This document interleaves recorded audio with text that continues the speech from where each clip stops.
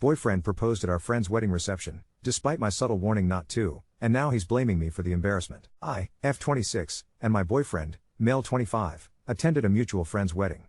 They're very close friends to us and brought my boyfriend and I together. My boyfriend and I are coming up on our 3-year anniversary and things were getting pretty serious.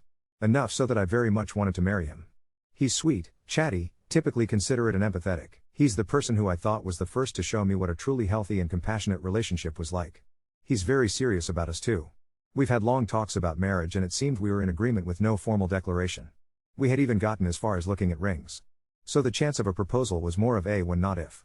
A few weeks before the wedding, us and the engaged couple at the time were hanging out. The topic of weddings was very prevalent and my boyfriend had cracked a joke about proposing at our friend's wedding. The to-be groom joked back and said that it'd be funny as hell. This was followed by me and the to-be bride both shutting it down, trying to be serious but also not thinking he was serious. He was. During the reception, everyone had made their speeches and people were getting their food. While our table was waiting, my boyfriend went up to the DJ, and after, they played my boyfriend and I's favorite song to sing in the car together, Story of My Life by One Direction. I look at him, smiling, and he's looking around. All of a sudden he grabs a fork, stands up and begins clanging on a glass. Immediately the whole dining room looks over. I stand up and whisper the words not right now. His face drops and he yells a mix of I'm sorry, I was just joking. After he sat back down I verbatim said let them have their moment, let's make this our own. He wouldn't even look at me. When it was time to get our food he immediately goes toward the exit. I follow and tried to catch up to him but couldn't find him. I text him twice and call him a couple times, but got no answer, so I went back to the reception. After not hearing from him for about an hour and a half or so, he returns, sits down, and doesn't even look at me. The rest of the night was terrible. He looked like his dog just died and I'm trying to make the best out of the night, but felt like I was just in his shadow. I was prepping for a breakdown or maybe a fight in the car, but the only thing he said was I don't want to talk about it right now. And the drive was just quiet and awkward.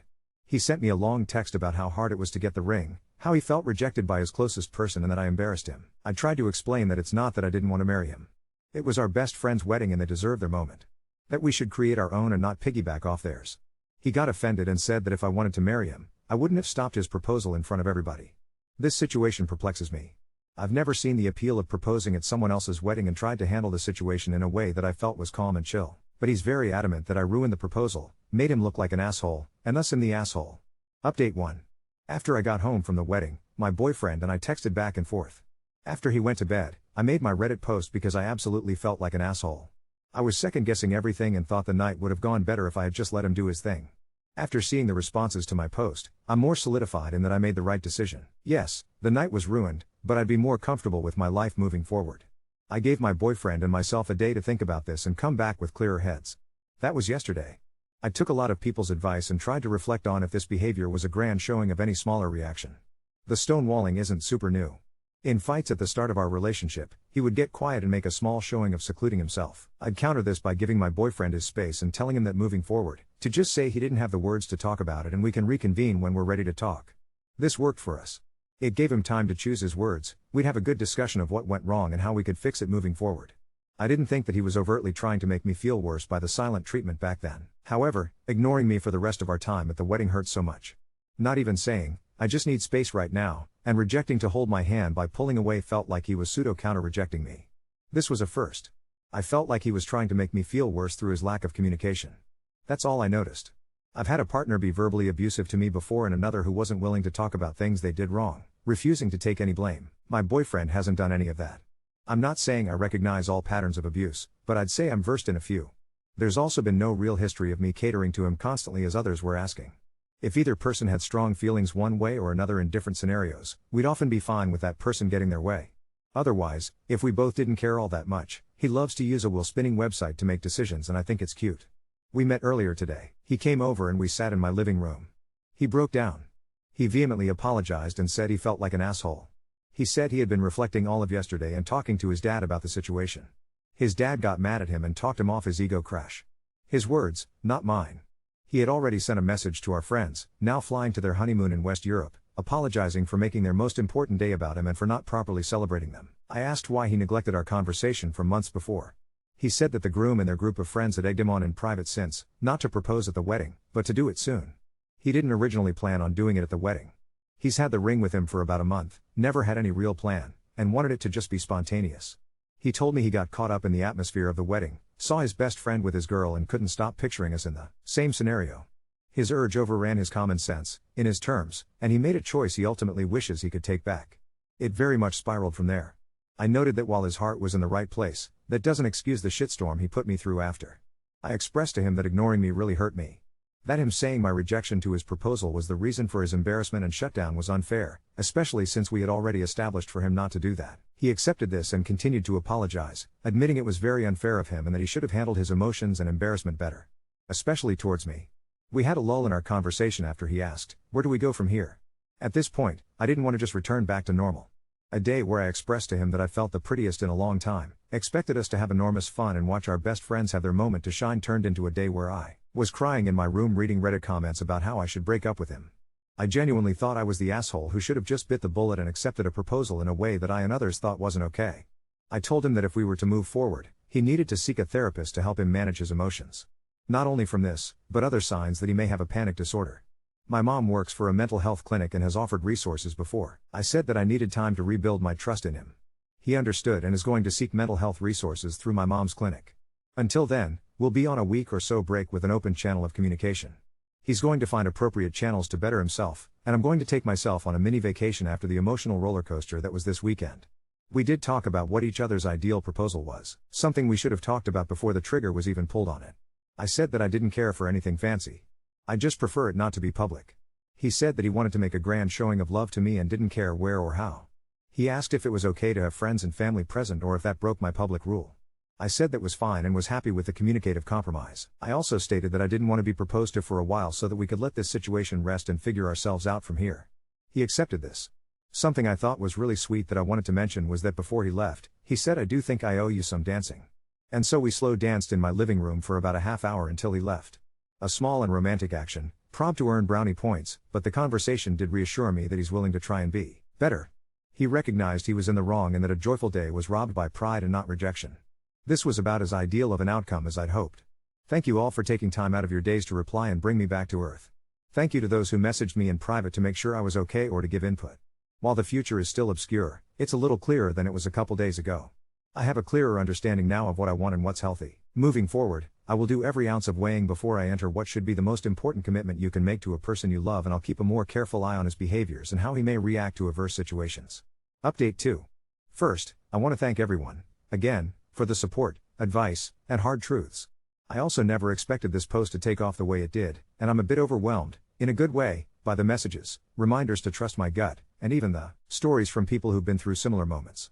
If I don't reply to all your DMs and comments, just know I read every single one. I stuck to my plan and spent a long weekend in Asheville with my best friend. We ate too many cinnamon rolls, drank wine in mismatched pajamas, and walked until our legs hurt. My phone was in airplane mode 80% of the time, which honestly, was a relief. During that time, I tried something new. I wrote a letter, one I never planned to send, with every thought and fear I've had about my boyfriend, our relationship, and myself. It was incredibly cathartic, so thank you to whomever suggested writing as therapy. But while I was in Asheville, something happened that changed the time to rebuild trust equation. Day 2, my phone lights up with a string of texts from another bridesmaid and the bride herself, who is now honeymooning in Montenegro, which, side note, I'm so jealous. The bride gently let me know that while she and her husband had publicly accepted my boyfriend's apology, in their friends group chat, things had kind of exploded. Apparently, after the apology, the groom privately called out the rest of their group, the mutual friends who, according to my boyfriend, egged him on. Turns out, some of them really did think it would have been hilarious if he'd proposed. Some even joked they would have done the same, and tried to shift blame to me for overreacting. But here's the kicker, the bride's older sister jumped into the chat and basically read everyone the riot act about respect, boundaries, and how no woman wants her engagement story to include someone else's wedding hashtag. Then, the bride sent a message privately to me, "I was proud you stood your ground. If my partner tried that shit, I'd have launched him into the Adriatic." I cried, again, but this time, out of relief. I've never felt so validated. I never expected that level of support from them. Back home, I got another message, this time, from one of those groomsmen from the group chat, we'll call him Matt. Matt apologized for firing up my boyfriend. He didn't know about our previous boundaries discussion, just thought it was all good fun.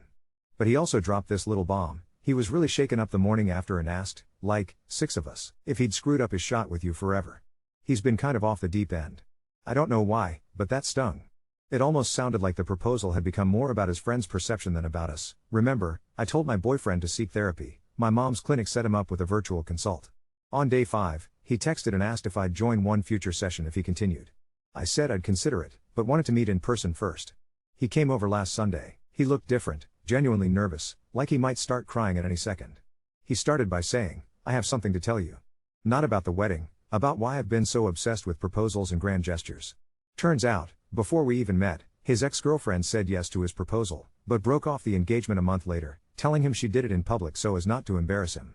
He'd never unpack that hurt. His memory of proposing is actually of a yes turned no, and in his head, getting a big public yes from someone he loved would finally erase that. He'd never told anyone this. I was completely blindsided, not because of the secret, but because suddenly, the entire weekend made more sense. Not justified, but it gave context. I asked why he'd never told me about the ex. He said he was embarrassed, especially given our early conversations about not wanting public displays. We talked for 3 hours. We both cried. He admitted that the fear of a no, and even worse, a not like this, was huge for him. I told him that I'd felt steamrolled by the fact that he was making our engagement something to fix his past, and it wrecked my trust. He said he wants to continue therapy, solo, and isn't going to propose again, maybe not ever, unless we both explicitly want it and have discussed when/how. This next part I still can't process. The bride and groom, now back from their honeymoon, invited us, me, my boyfriend, and the groomsmen peanut gallery, to dinner at their place for a post-wedding debrief and bake-off playoff. At dinner, things started awkward. Everyone tiptoed around the incident. The groom suddenly raised his glass, serious for once, and said, "Let's agree, next wedding, we let the couple have their day. If anyone proposes at my future birthday party, I'm calling the cops." Laughter. Tension broke, and somehow, over peach cobbler, we all hashed out what happened. The friends admitted, a little sheepishly, that they cared more about viral moments than actual feelings. My boyfriend apologized again, this time emphasizing he should have cared more about me, not the crowd. When we left, the bride slipped me a note: "We survived a wedding proposal at our wedding. Bring wine next time, my boyfriend is in therapy, and I'm waiting to see how seriously he invests in the work." I told him I want a relationship with no more public proposals for at least a year, possibly never. Our friends now, half joking, half serious, have a group chat named No Proposals Please. And I'm, for the first time in weeks, feeling like the drama is passing, trust is rebuilding, and our relationship can breathe. I'm okay with the idea that we might have a long road ahead. I deserve to be sure. I deserve proposals, or not, on my terms, my timing, and with a partner who puts us first. And since people asked, yes, we slow danced again.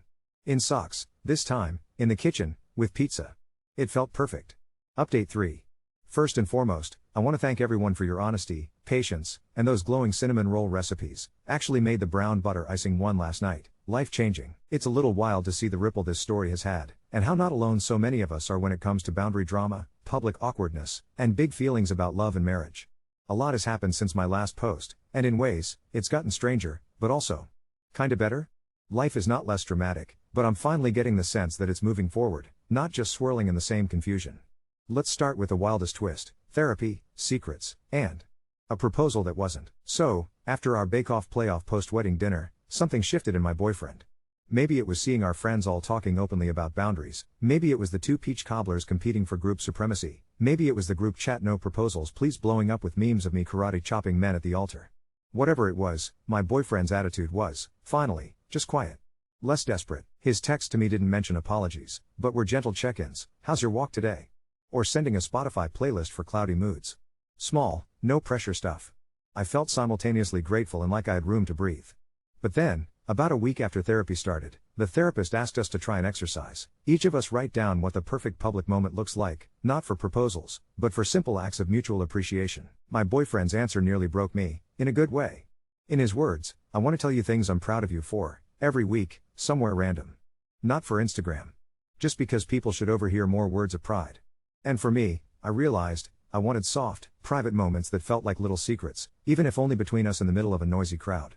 Around the same time, something totally unexpected happened. My mom's boss at her clinic, who knew vaguely about the incident, through office grapevine, cringe, asked if I would be interested in running a short, Zoom boundaries and relationships group for women in my area. Me. The accidental mascot of boundary work. Truthfully, I said yes mostly to impress my mom, but the prep actually forced me to really look at my own patterns. And, in that process, I stumbled on a journal entry from nearly 2 years ago where I wrote, "Sometimes I worry that if I say no, I'll lose him.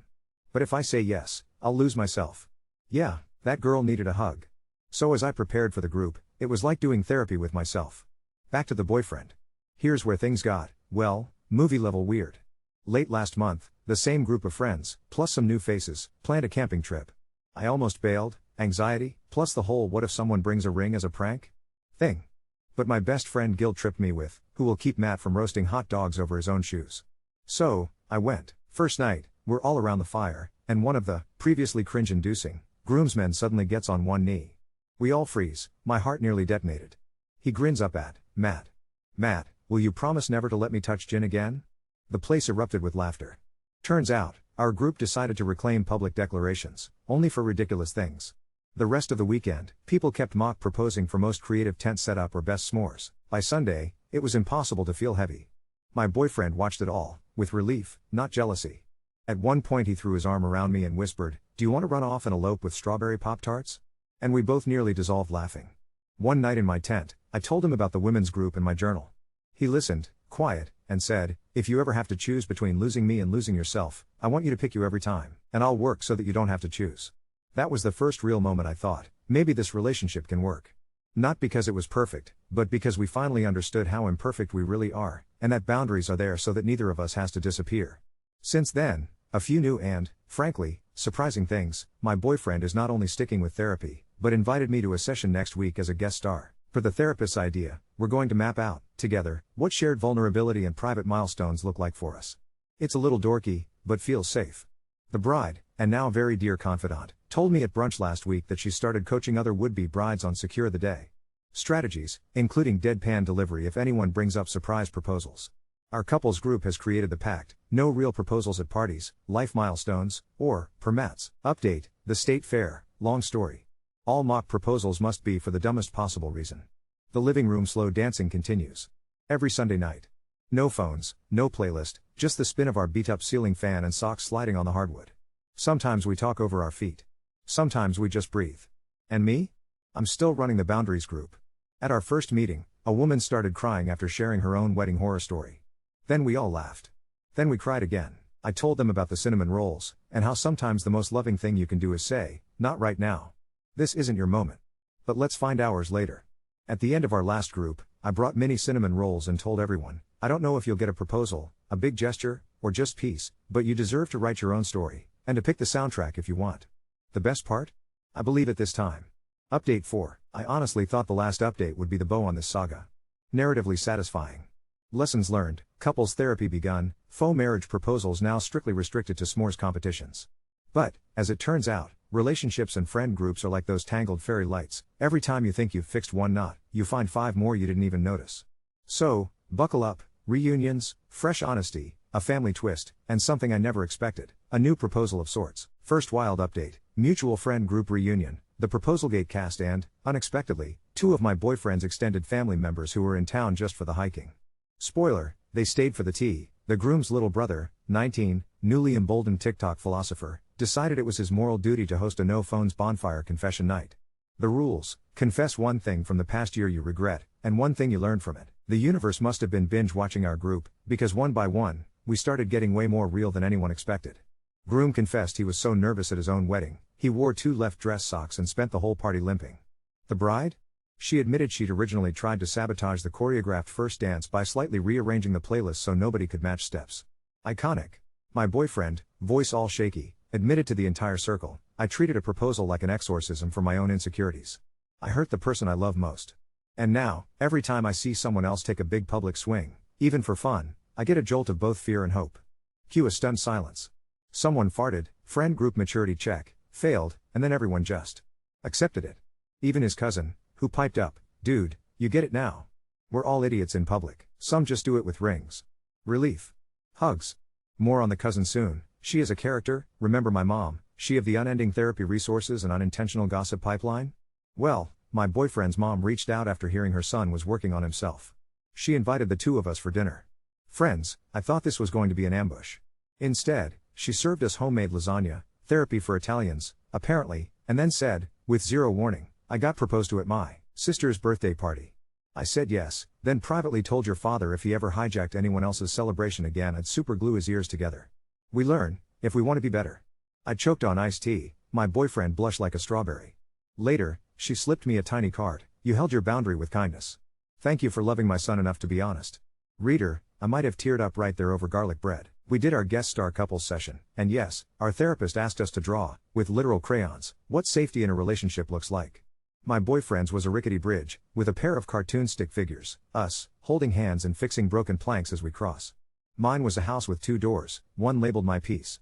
Both of us got the message, we're working together, but we get to keep our own safety, too. We left the session not with a grand plan, but something we never had before, the ability to say I need space right now without taking it as an attack.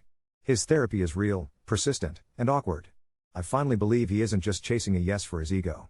I'm proud of that, and of us, honestly. So, our no proposals please chat has devolved into pure meme chaos.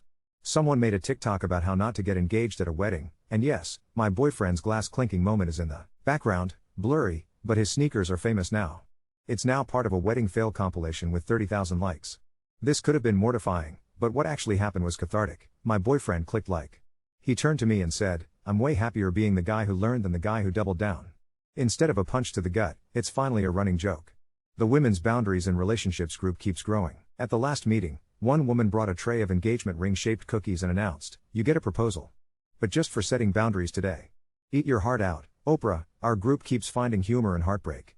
One woman, now a close friend, confessed she'd once said yes to a proposal in a Taco Bell because she was too mortified to say no in front of the employees. We all laughed, then we made a pact. Our stories belong to us, even the cringe ones. The ring cookies were actually pretty good. So here's the wild, sweet ending to my update. After a Sunday night slow dance, now a consistent tradition, feet on hardwood, lights dimmed, Spotify set to nostalgia and chaos, my boyfriend pulled a small envelope from his pocket. No ring. I braced.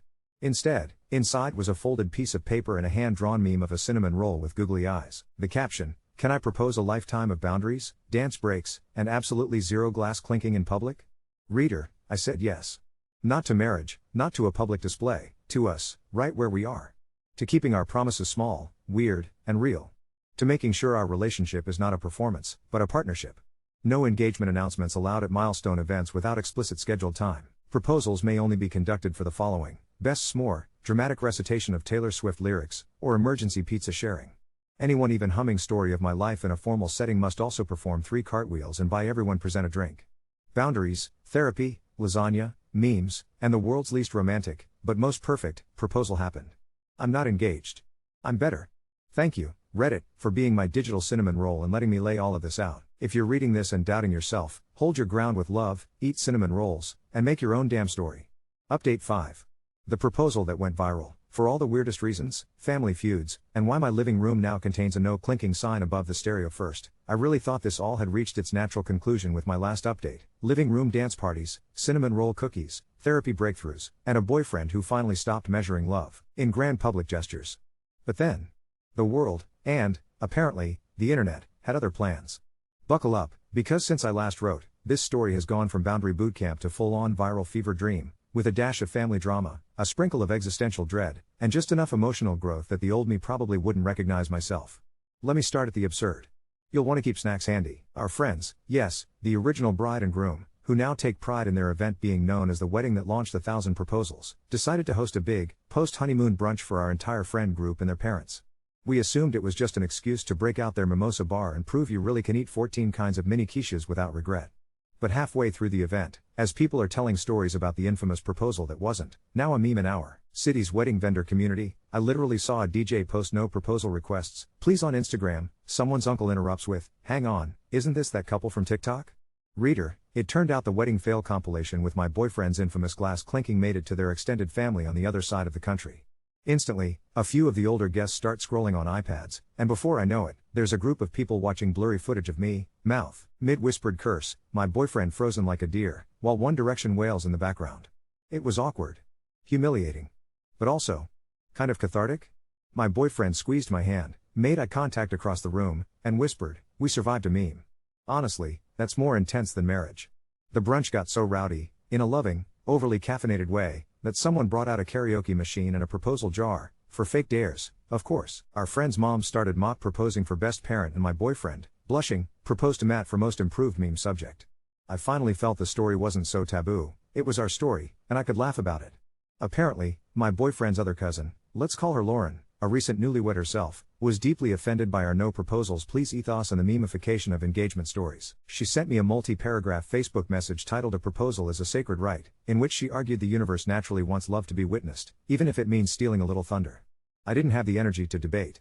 But, after a few days, I realized her message actually helped me define my stance once and for all.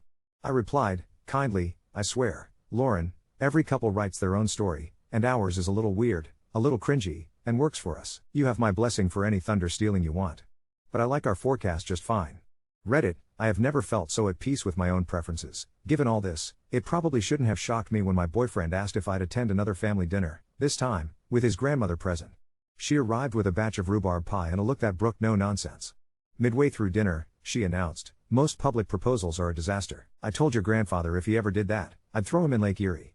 If you two like living room dances, never let anyone make you doubt it." She then handed me a tiny, crocheted noisemaker shaped like a fork and glass, with a note stitched into it, "For courage, not for chaos." Reader, we howled. I wished all boundaries had this much grandma energy. Remember my boundaries and relationships Zoom group? Well, last week, one of the regulars, we'll call her Jaden, messaged privately. Her partner had read my Reddit post, pieced together the details, and sent her a panicked apology for several public surprise birthday announcements in the past year. She said, "Thank you for showing there's a way back from the big boundary blunder. We made a post-it wall together, boundaries that make us better." I cried. Again, honestly, this small, strange ripple effect is something I never expected when I posted in the first place. I guess public embarrassment, when shared, loses its sting. A week ago, during our now traditional Sunday slow dance, I heard the unmistakable sound of clinking, but no glasses were anywhere in sight. I turned to see my boyfriend, grinning, holding the crocheted noisemaker and a card. On the front, a cinnamon roll, a cartoon fork, and a speech bubble, "I propose. We stop taking ourselves so seriously, and always have pie on hand for emergencies." Inside, he wrote, "Will you keep making me a better person, one boundary at a time? Will you slow dance with me, even if we're old, wrinkled, and a little bit meme infamous? I don't have a fairy tale answer for you, Reddit. We're still not engaged. Maybe we never will be the story of my life couple in a viral video for the right reasons. But after therapy, viral fame, brunch showdowns, and a grandma who builds boundaries out of yarn, I have something better, a partnership, a found family, and a moment of perfect, private clarity about what love actually looks like for me. So that's the latest twist. We created a new family policy. Every announcement must be private first, public only with the all-clear code word, cinnamon roll. We survived being memed, and owned our story instead of letting it own us. There's now an actual no clinking sign above my living room stereo, courtesy of the bride and groom. Our boundaries, like my grandma-in-law's pie, keep getting stronger, kinder, and a little bit sweeter every time.